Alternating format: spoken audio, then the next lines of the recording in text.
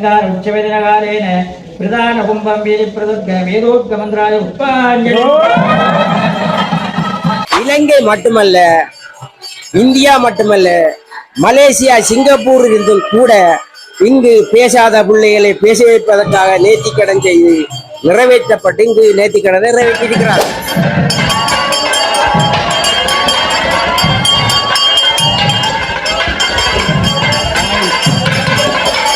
ஆகம விதியுடன் கூடிய ஆலயமாக வைக்க முடியாது. ஆகம விதியுடன் கூடிய ஆலயமாக இருந்தால் தான் கொடிமரம் வைக்க முடியும். ஆகவே இந்த மூசிகம் இறைவனுக்கிட்ட மூலசாந்துக்கிட்ட போனபடியால் இது மடாலயமாகத்தான் வழிபட வேண்டும். ஆனால் ஆகம விதியிடம் கூடிய ஆலயங்களை விட இதனுடைய அருளாட்சி அதிகமாக இருக்கின்றதுதான் என்ன பொறுத்தவரை உணர முடிகின்றது.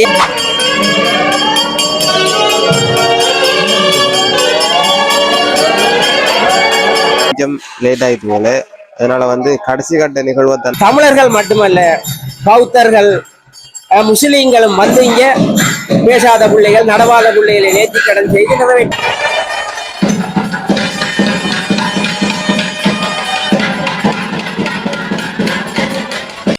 கற்பகிரகம், அத்த மண்டபம், மகா மண்டபம், ஈசான மண்டபம், அலங்கார மண்டபம், சபா மண்டபம், கோபுரம் என்ற அமைப்பிலே அந்த ஆகமவிதியுடன் கூடிய ஆலயங்கள் வரும்.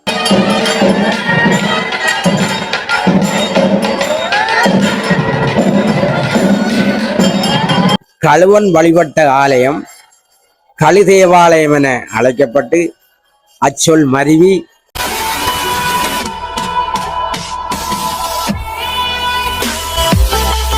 பேசும் மக்களோடு மகிழ்ச்சியாக உலக சுற்றுவேன். நான் உங்க பழுவூர் சாணு.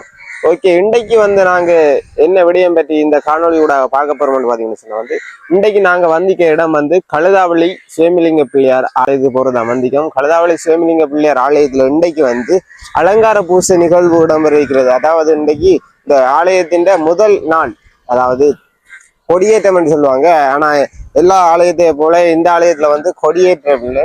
இந்த ஆலயத்துல அலங்கார பூசை இடம்பெறும்.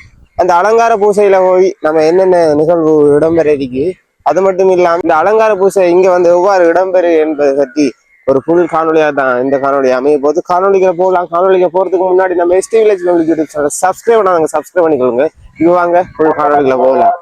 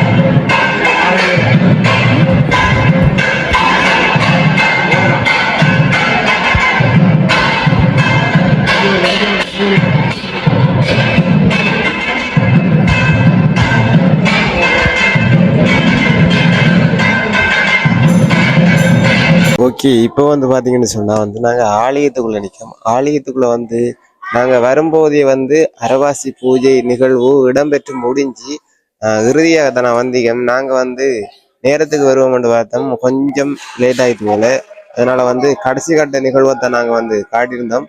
இப்போ வந்து பூஜை இடம்பெற்று கொண்டிருக்கு, இன்னும் முடியல. வந்து நம்ம ஃபுல்லா போய் நம்ம கடைசி கட்ட நிகழ்வு என்னன்னா ஃபுல்லா அவங்களுக்கு பார்க்கலாம். வாங்க வீடியோக்குள்ள போகலாம்.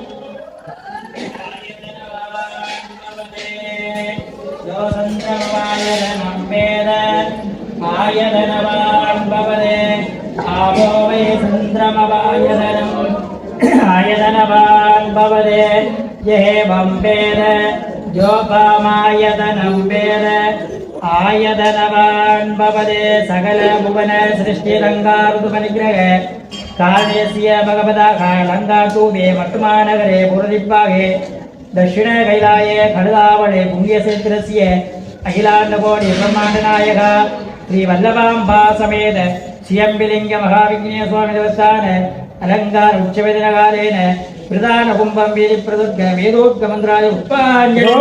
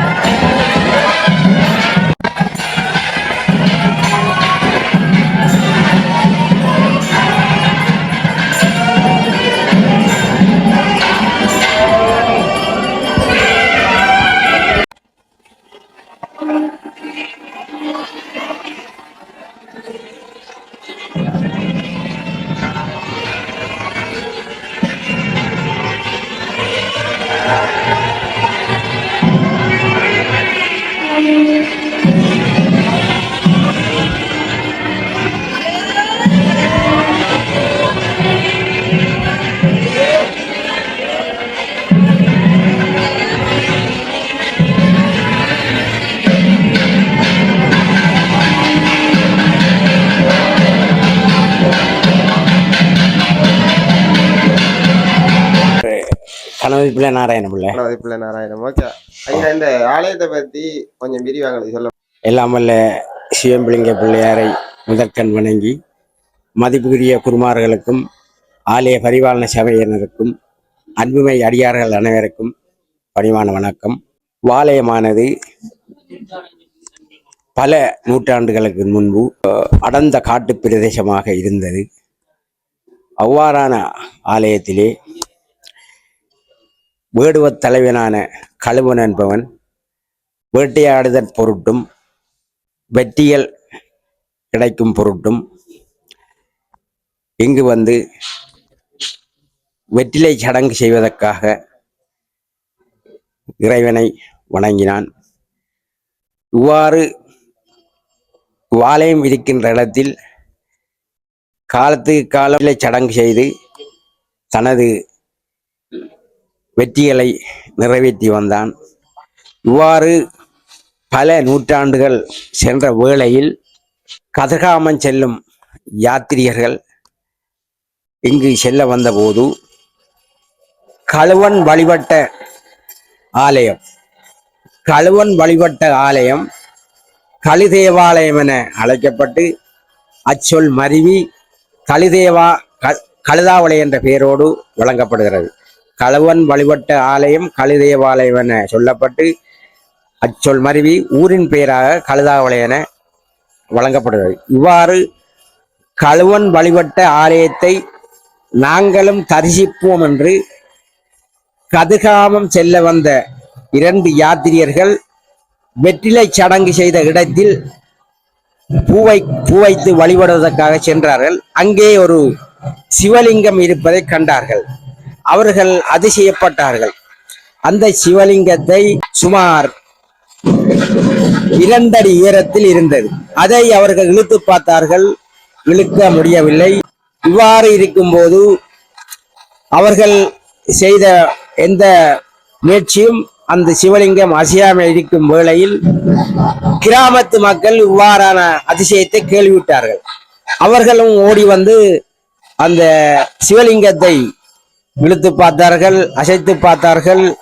இதை தூரத்திலே வருகின்ற அடியார்களும் வணங்க வேண்டும் என்பதற்காக இன்னும் பல முயற்சிகளாக அந்த சிவலிங்கத்தை வளைத்து மண் எடுத்து இன்னும் உயர்த்துவதற்கு பெரிய முண்டியல் எல்லாம் போட்டு இழுத்து பார்த்தார்கள், அசையவில்லை. இறுதியாக கொக்கட்டிச்சோலையிலே சிவனுடைய அம்சம்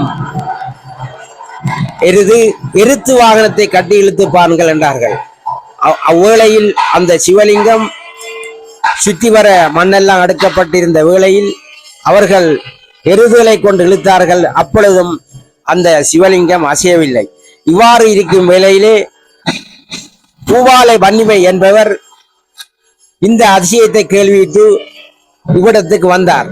அவர் உடனே அந்த சிவலிங்கத்தில் பிள்ளையாருடைய அம்சம் தென்பட்டதால் அவரை நீங்கள் பிள்ளையாராக வழிபடுங்கள் என்று மக்களுக்கு கட்டளையிட்டார்கள். சிவலிங்கத்தை சுயம்புலிங்க பிள்ளையார் என்று வணங்கி வந்தார்கள். பின்பு கொத்து பந்தலிட்டு வணங்கி வந்தவர்கள் காலப்போக்கில் கல் கோயிலாக கட்டுவதற்கு முயற்சியை மேற்கொண்டார்கள். இவ்வாறு முயற்சிகள் நடைபெறும் வேளையிலே இவ்வாலயம் ஆலய அமைப்புகள் 2 விதமாக இருக்கின்றன. ஒன்று ஆகம விதியுடன் கூடிய ஆலயம், அடுத்தது ஆகம விதிக்கு புறம்பான மடாலயங்கள் என்ற முறையிலே இருக்கின்றன. இந்த சுயம்புலிங்க பிள்ளையார் ஆலயம் ஆகம விதி என்பது மனித உடம்பை மையமாக வைத்து கட்டப்பட்ட ஆலயங்கள். கற்பகிரகம், அத்த மண்டபம், மகாமண்டபம், ஈசான மண்டபம், அலங்கார மண்டபம், சபா மண்டபம், கோபுரம் என்ற அமைப்பிலே அந்த ஆகம விதியுடன் கூடிய ஆலயங்கள் வரும். இவ்வாலயம் ஆகம விதிக்கு புறம்பான மடாலயமாக இருந்தது. என்றாலும் காலப்போக்கில் இவ்வாலயம் ஆகம விதியுடன் கூடியதாகவும் மடாலயமாகவும் அமைக்கப்பட்டிருக்கின்றது. இதனுடைய சிறப்பு என்னவென்றால் அந்த பலிபீடத்திலே இருக்கின்ற நந்தி ஆகம விதியுடன் கூடிய ஆலயத்தில் 4வது மண்டபத்திலே இருக்கும். ஆனால் இந்த பலிபீடத்தில் இருக்கின்ற நந்திக்கு பதிலாக இங்கே சுயம்புலிங்க பிள்ளையார் என்றவுடன் மூசிகம் வைக்கப்பட்டது. அந்த மூசிகம் பிள்ளையாருடைய அடுத்த கருவறைக்கு அடுத்த அறையிலே வைக்கப்பட்டிருக்கிறது. அப்ப கருவறையில அடுத்த பக்கத்தில் கிட்ட வைக்கப்பட்டிருக்கிறது. காரணம் என்னென்றால் ஒரு ஆத்மா, ஒரு உயிர் அந்த இறைவனை அடைவதற்கு கிட்ட போய் அண்மைத்து விட்டது என்றதான் பொருள். நந்தி என்பதன் பொருள் உயிர். அந்த இறைவனை வலுவென்ற ஆத்மா ஒரே பார்வையில் தன்னை முத்தி இன்பத்துக்காக இறைவனை ஏற்றுக்கொள்ள வேண்டும் என்றதுதான் முறை. ஆனால் அதை சிறப்பு என்னவென்றால் இந்த ஆலயத்தை வழிபடுகிற ஆத்மாக்கள் விரைவாக பிள்ளையாரை சென்றடைவார்கள் என்ற காரணத்தினால் என்னவோ 4வது இடத்தில் 2வது இடத்தில் கொடிமரம் வைக்க முடியாது. கொடிமரம் என்பது மனிதனுடைய முள்ளந்தண்டைக்கு சமனாக சொல்லப்படுகிறது. அந்த தத்துவத்தின்படி இந்த ஆத்மா இறைவனுக்கிட்ட சென்றபடியால் இந்த ஆலயத்துக்கு 4வது இடத்தில் கொடிமரம் வைக்க முடியாது. ஆனால் கொடிமரம் வைக்கப்பட்ட ஆலயங்களையும் விட இந்த எம்பெருமானுடைய அருளாட்சி மிக அதிகம். எல்லோரும் அறிந்த விடயம், உலக அறிந்த விடயம். அப்ப அவ்வாறான அந்த காரணத்தினால் இது ஆகம விதியுடன் கூடிய ஆலயமாக வைக்க முடியாது. ஆகம விதியுடன் கூடிய ஆலயமாக இருந்தால் தான் கொடிமரம் வைக்க முடியும். ஆகவே இந்த மூசிகம் இறைவனுக்கிட்ட மூலசாந்தக்கிட்ட போனபடியால் இது மடாலயமாகத்தான் வழிபட வேண்டும். ஆனால் ஆகம விதியிடம் கூடிய ஆலயங்களை விட இதனுடைய அருளாட்சி அதிகமாக இருக்கின்றதுதான் என்ன பொறுத்தவரை உணர முடிகின்றது. ஏனென்று சொன்னால் இலங்கை மட்டுமல்ல, இந்தியா மட்டுமல்ல, மலேசியா, சிங்கப்பூர் இருந்தும் கூட இங்கு பேசாத பிள்ளைகளை பேச வைப்பதற்காக நேர்த்திக்கடன் செய்து நிறைவேற்றப்பட்டு இங்கு நேர்த்திக்கடன் நிறைவேற்றியிருக்கிறார்கள். அது மட்டுமல்ல, தமிழர்கள் மட்டுமல்ல, பௌத்தர்கள், முஸ்லிம்களும் வந்து இங்க பேசாத பிள்ளைகள், நடவாத பிள்ளைகளை நேர்த்திக்கடன் செய்து நிறைவேற்றியிருக்கிறார். ஒரு சிறப்பு என்னவென்றால், சியம்புலிங்கமாக மூலமுத்தி இருக்கும் வேளையில பிள்ளையாருடைய அவதாரங்கள் 52 இருக்கின்றது. அதுல முக்கியமாக 16 அவதாரங்கள் சுற்றி வர வைக்கப்பட்டிருக்கிறது. அதை சோடச கணபதி என்று சொல்வார்கள். பக்தி கணபதி, உச்சிட்ட கணபதி, ஏரம்ப கணபதி, லட்சுமி கணபதி, சந்தான கணபதி, இவ்வாறு பல 16 பிள்ளையார் வைக்கப்பட்டது. இது ஒரு தனி சிறப்பு. அந்த சிவம்புலிங்கத்துக்கு இன்னும் சிவம்புலிங்க பிள்ளையாருக்கு இன்னும் சக்தியை கூட்டுவதாக இது அமைய பெற்றிருக்கின்றது. அது ஒரு தனி சிறப்பு. அது மட்டுமல்லாமல் 63 நாயன்மாருக்கும் இந்த ஆலயத்து உட்பகுதிக்குள்ளே அவங்களுடைய உருவங்களை பிரதிஷ்டை செய்து வணங்குகிறார்கள். இது ஒரு தனிக்கிறப்பு. ஆகையினால் ஆலயம் ஒரு ஏகாந்த நிலையிலே, ஒரு அமைதியான இடத்திலே, மூர்த்தி தலம் தீர்த்த மூச்சிறப்புகளுடன் ஏகாந்த நிலையிலே ஒரு தனிமையான அமைதியான இடத்திலே இருப்பது மிகவும் ஒரு தனிக்கிறப்பு. இப்ப உங்களுக்கு பார்த்தாலே விளங்கும். முற்றத்திலே தாமரை, இந்தியாவிலே வயல், இந்தியாவிலே மரங்க சூழல், அவ்வாறான இயற்கை சூழல் அமைந்த ஒரு ஆலயமாக இருக்கின்றது. குடும்பம், பேனாட்சி குடும்பம், சுரக்காமத்தி குடும்பம், மூத்தினாட்சி குடும்பம், செட்டி குடும்பம், வள்ளிநாய் குடும்பம் என்ற 6 குடும்ப மக்கள் நிர்வகிக்கின்றார்கள். இவர்களுடைய உறுப்பினர்கள் சேர்த்து 19 பேர் கொண்ட ஒரு பரிபாலன சபைதான் இந்த ஆலயத்தை நிர்வகிக்கின்றது. அது மட்டுமல்லாமல் ஒவ்வொரு குடும்பத்துக்கும் ஒவ்வொரு விசேட பூசைகள் இருக்கின்றது. உதாரணமாக பெத்தக்கலை குடும்பத்தை எடுத்துக்கொண்டால் அவர்களுக்கு சித்திரவட பூசை இருக்கின்றது. பேனாட்சி குடும்ப மக்களை எடுத்துக்கொண்டால் அவர்களுக்கு சிவராத்திரி விரத பூசை இருக்கிறது. சுரகாமத்தி குடும்ப மக்களை எடுத்துக்கொண்டால் அவர்களுக்கு திருவாதிரை பூசையும் தீர்த்தம் இருக்கின்றது. போட்டினாட்சி குடும்ப மக்களை எடுத்துக்கொண்டால் கார்த்திகை விளக்கீட்டு பூசை இருக்கின்றது. செட்டி குடும்ப மக்களை எடுத்துக்கொண்டால் தைப்பொங்கல் பூசை இருக்கின்றது. வள்ளிநாய் குடும்ப மக்களை எடுத்துக்கொண்டால் சதுர்த்தி விரத பூசை இருக்கின்றது. நாள் 2ஆம் நாள் திருவிழா கோயில் உபயமாகவும், 3ஆம் நாள் திருவிழா வள்ளிநாய குடும்ப மக்களாகவும், 4ஆம் நாள் திருவிழா செட்டி குடும்ப மக்களாலும், 5ஆம் நாள் திருவிழா போட்டினாட்சி குடும்ப மக்களாலும், 6ஆம் நாள் திருவிழா சுரக்காமுத்தி குடும்ப மக்களாலும், 7ஆம் நாள் திருவிழா பேனாட்சி குடும்ப மக்களாலும், 8ஆம் நாள் திருவிழா பெத்தாக்கலை குடும்ப மக்களால் நடத்தப்பட்டு 9ஆம் நாள் திருவிழா 6 குடும்பங்களும் சேர்ந்து ஒன்றாக நடத்தப்படுகிற இதுதான் 9ஆம் நாள் திருவிழா. 10ஆம் நாள் ஆணி உத்திர நட்சத்திரத்தில் தீர்த்தம் நடைபெறும். அதனைத் தொடர்ந்து பொன்னூஞ்சல் நடைபெறும். அதனைத் தொடர்ந்து பொன்னூஞ்சலுடன் பூஜை இடம்பெற்று நிறைவரும். ஆகவே இந்த ஆலயத்து கொடிமரம் வைக்கப்படாததற்குரிய காரணம் இங்கே சொல்லப்பட்டிருக்கிறது என்றும். எனவே இந்த எம்பெருமானுடைய அருளாட்சி மிக மிக அதிகம், மிக பெரிது. ஆகையினால் எல்லோரும் சிவம்புலிங்க பிள்ளையாரை வணங்கி நல்லருள் பெற வேண்டும் என்று